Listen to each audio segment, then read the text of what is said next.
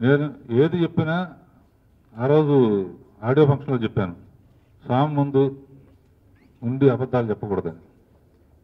అబద్ధాలంటే పొగడతారని కానీ ఊరిని కావాలని చెప్పడం కానీ. మీరు సినిమా చూశారు, ఒట్టి నాగార్జున కళ్ళతో చూస్తే మామూలుగా చూస్తే విగ్రహం కనపడుతుంది, నాగార్జున కళ్ళతో చూస్తే దేవుడి దర్శనం కనపడుతుందని చెప్పాను. మీరు సినిమా చూశారు, ఒట్టి 2 కళ్ళే ఉంటాయి, మూతి ఉండదు, టోటల్ బాడీ ఉండదు.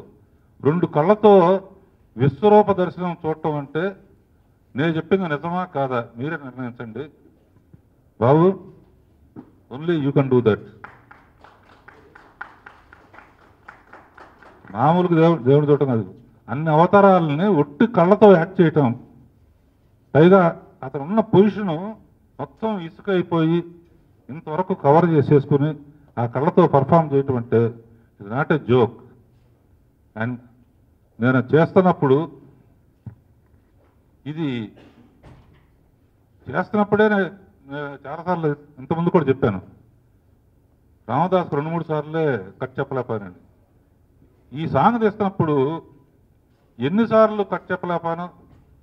అదొకటే కాకుండా ఈ సీన్ తీస్తున్న ఈ సినిమా అయిన తర్వాత కాపీ చూస్తున్నప్పుడు డెఫినెట్గా నాగార్జున పక్కన అమల కూర్చుని ఉంటుంది. అమల కూర్చుంటే ఇది తట్టుకోగలదా, ఈ దృశ్యం పక్కన తన హస్బెండ్ ఉన్నాడు, అక్కడ జరిగే సన్నివేశం అది ఏమవుతుంది అనే ఫీలింగ్తో తీసాను. అదే ఫీలింగ్ వచ్చిందని నాన్న చెప్పాడు. అంటే కొన్ని హార్ట్కి టచ్ చేయటం వేరు, హార్ట్కి టచ్ చేసి దాని రియాక్షన్ బయట అప్పటికప్పుడే బర్స్ట్ అవటం వేరు. అది నేను అనుకున్నది జరిగింది. ఇట్లా ఇవన్నీ కూడా నేను చేయలేదు, ఆ స్వామి నాతో చేయించాడు.